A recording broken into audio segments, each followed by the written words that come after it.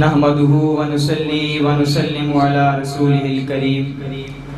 اما بعد فاعوذ بالله من الشيطان الرجيم بسم الله الرحمن الرحيم ان الله وملائكته يصلون على النبي يا ايها الذين آمنوا صلوا عليه وسلموا تسليما مل کر پڑھ لیجیے الصلاۃ والسلام علیک یا سیدی یا رسول اللہ وعلى آلك وأصحابك يا سيدي يا حبيب الله الصلاة والسلام عليك يا سيدي يا رحمة للعالمين وعلى آلك وأصحابك يا سيدي يا خاتم النبيين حمد و صلات کے بعد زینت مسند صدارت قبلہ مفتی صاحب اور میرے استاد گرامی قاری قبلہ قاری صاحب اور مولانا افضال حسین نقشبندی صاحب اور دیگر معزز سامعین اکرام السلام علیکم ورحمۃ اللہ وبرکاتہ۔ آج ہم سب جامع مسجد علی المرتضیٰ میں حضور سیدنا امام الواصلین امام المتکلمین امیر المتقین سید العاشقین مخدومنا و مخدوم امم حضور داتا گنج بخش علی حجویری جلابی غزنوی رحمۃ اللہ تعالی علیہ کے عرس مبارک کی تقریب میں حاضر ہیں۔ مجھ سے پہلے مقررین سے آپ شان اولیاء شان داتا صاحب سماعت فرما رہے تھے۔ میں دادا صاحب کی کچھ سیرت کے بارے میں گفتگو کرنے کی کوشش کروں گا۔ اللہ تبارک و تعالیٰ سے دعا ہے کہ اللہ تبارک و تعالیٰ میرا بیان کرنا اور آپ کا سننا دونوں اپنی بارگاہ میں قبول و منظور فرمائے۔ آپ کا نام علی بن عثمان بن علی الجلابی الحجویری تھا اور آپ حجویری اور جلابی اس لیے کہا جاتا ہے کہ غزنی شہر کے دو محلے حجویری اور جلابی تھے۔ آپ کے والد محترم جلاب محلے سے تعلق رکھتے تھے اور آپ کی والدہ محترمہ حجویر سے تعلق رکھتی تھی۔ تو آپ رحمۃ اللہ تعالی علیہ کی پیدائش تقریباً 400 سنہ ہجری کو آپ کے نانکے محلے یعنی حجویر کے اندر ہوئی اور اسی وجہ سے آپ کو حجویری بھی کہا جاتا ہے۔ آپ کے والد صاحب کے وصال کے بعد بھی آپ کی امی جان جو ہیں وہ آپ کو اپنے گھر یعنی حجویر کے اندر لے گئی تھی اور آپ رحمۃ اللہ تعالی علیہ کا شجرہ نسب حضرت امام حسن مجتبی رضی اللہ تعالی عنہ سے ملتا ہے، یعنی آپ حسنی سید تھے اور آپ اہل سنت اور فقہ میں حضرت امام اعظم ابو حنیفہ کے پیروکار تھے کہ ایک مرتبہ آپ رحمۃ اللہ تعالی علیہ شام کے سفر میں تھے کہ آپ مؤذن رسول صلی اللہ علیہ وآلہ وسلم حضرت بلال حبشی رضی اللہ تعالی عنہ کی قبر انور پر حاضر ہوئے اور وہاں پر آپ کی آنکھ لگ گئی تو قسمت جاگ گئی۔ خواب کے اندر حضور نبی اکرم نور مجسم شاہ بنی آدم صلی اللہ علیہ وآلہ وسلم کی زیارت ہو گئی۔ کیا دیکھتے ہیں کہ حضور پاک صلی اللہ علیہ وآلہ وسلم بیٹھے ہوئے ہیں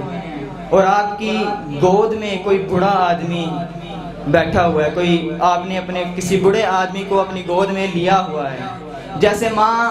کسی اپنے بچے کو گود میں لیتی ہے۔ تو داتا صاحب کہتے ہیں میں دوڑا اور دوڑ کر حضور پاک صلی اللہ علیہ وآلہ وسلم کے قدم چومے، آپ کے ہاتھ چومے اور میں حیران تھا کہ یہ بوڑھا شخص کون ہے جس کو حضور پاک صلی اللہ علیہ وآلہ وسلم نے اپنی گود میں لیا ہوا ہے۔ تو حضور پاک صلی اللہ علیہ وآلہ وسلم نے یہ داتا صاحب نے سوچا تھا، لیکن حضور پاک صلی اللہ علیہ وآلہ وسلم نے اپنے علم غیب کے ذریعے پتہ لگا لیا کہ میرا غلام کیا سوچ رہا ہے۔ تو حضور پاک صلی اللہ علیہ وآلہ وسلم نے فرمایا کہ یہ تمہارے اور تمہارے اہل دیار کے امام اعظم ابو حنیفہ ہیں۔ اور آپ رحمۃ اللہ تعالی علیہ اس کے بعد آپ رحمۃ اللہ تعالی علیہ نے ابتدائی تعلیم غزنی شہر کے اندر حاصل کی کہ اسے جب آپ کی پیدائش ہوئی تو غزنی شہر کو علم و عرفان کا شہر سمجھا جاتا تھا اور وہاں پر کئی مدارس تھے۔ بعد ازاں آپ نے باقی ممالک اور باقی شہروں کی طرف رخ کیا اور وہاں پر جا کر علم حاصل کیا۔ آپ کے شیوخ میں سے ایک استاد گرامی آپ کے ابو القاسم کشیری رحمۃ اللہ علیہ تھے، جو کہ صاحب رسالہ کشیری ہیں۔ تو آپ رحمۃ اللہ تعالیٰ علیہ نے جب سفر اختیار کیا شیخ کامل کی تلاش کے اندر، شیخ کامل کی تلاش میں جب آپ نے سفر اختیار کیا تو آپ نے راستے میں اللہ تعالیٰ کے قدرت کی نشانیاں بھی دیکھی، جس کو آپ نے کشف المعجوم میں ذکر کیا کہ آپ کیا دیکھتے ہیں کہ آپ ترکستان کے سفر میں ہیں، ایک پہاڑ ہے جس کے اندر آگ لگی ہوئی ہے اور اس آگ کے اندر ایک چوہا ہے۔ تو آپ فرماتے ہیں کہ اگر اس چوہے کو اس آگ سے باہر نکال لیا جاتا تو وہ چوہا مر جاتا۔ اور اسی طرح آپ ایک دفعہ ہندوستان کے سفر میں تھے تو آپ نے وہاں پر ایک زہر کی شیشی دیکھی، ایک مہلک زہر دیکھا جو ہلاک کرنے والا تھا، اور اس زہر کے اندر ایک کیڑا تھا کہ اگر اس کیڑے کو اس زہر سے باہر نکالتے تو وہ کیڑا بھی مر جاتا۔ یہ اللہ تعالیٰ کی قدرت کی نشانیاں تھی کہ ایک ایسی آگ کہ جو بندے کو جلا کر راکھ کر دیتی ہے، اللہ تبارک و تعالیٰ کی مخلوق، ایک ایسی مخلوق جو اس کے اندر رہ رہی تھی کہ اس کو باہر نکالنے تو وہ مر جاتی تھی۔ اور اسی طرح زہر کے اندر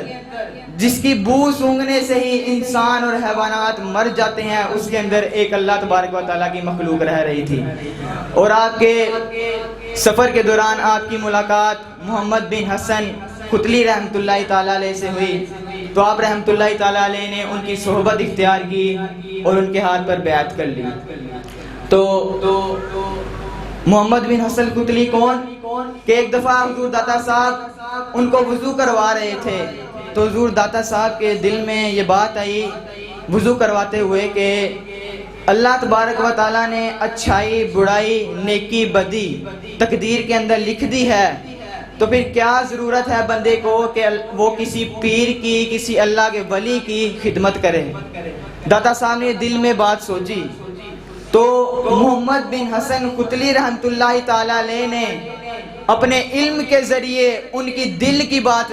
جان لی اور کہنے لگے کہ جب اللہ تبارک و تعالیٰ کسی بندے کو بلند مرتبہ عطا فرمانا چاہتا ہے تو اس کو کسی اپنے نیک بندے کی خدمت میں لگا دیتا ہے۔ تو اس سے ہمیں یہ بات ملتی ہے کہ اگر ہم چاہتے ہیں کہ ہمارا درجہ اللہ تبارک و تعالیٰ کی بارگاہ میں بلند ہو تو ہمیں اللہ تبارک و تعالیٰ کے نیک بندوں کی خدمت کرنی چاہیے۔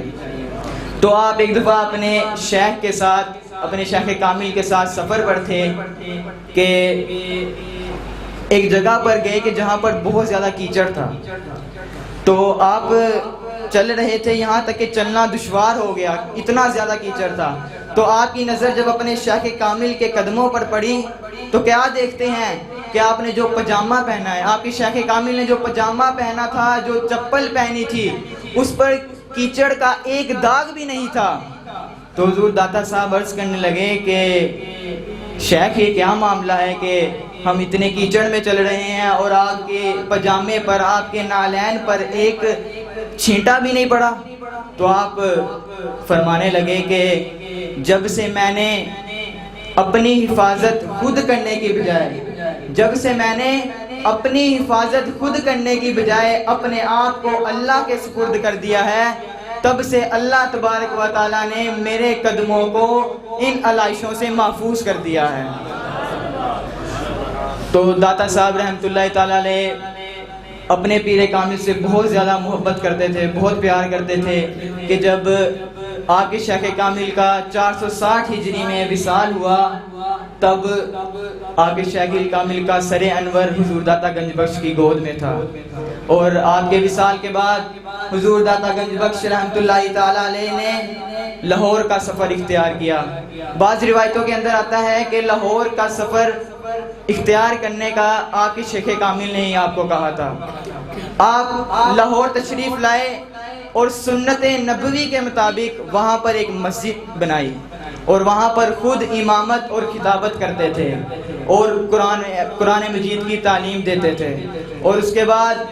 وہی آپ کی خانقاہ تھی اور وہیں سے آپ نے تبلیغ شروع کی، اسلام کی تبلیغ شروع کی، اور آپ کی تبلیغ اسلام سے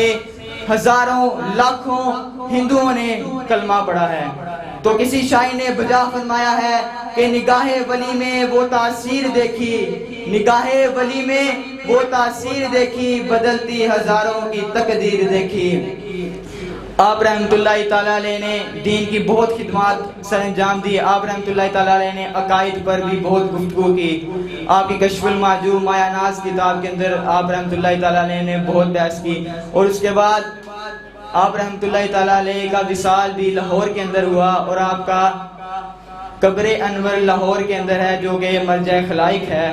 اللہ تبارک و تعالیٰ سے دعا ہے کہ اللہ تبارک و تعالیٰ آپ کی قبر پر ہزاروں لاکھوں کروڑوں رحمتوں کا نزول فرمائے، اور ہمیں آپ کے نقش قدم پر، آپ کی تعلیمات پر عمل کرنے کی توفیق عطا فرمائے۔ آمین بجاہ النبی۔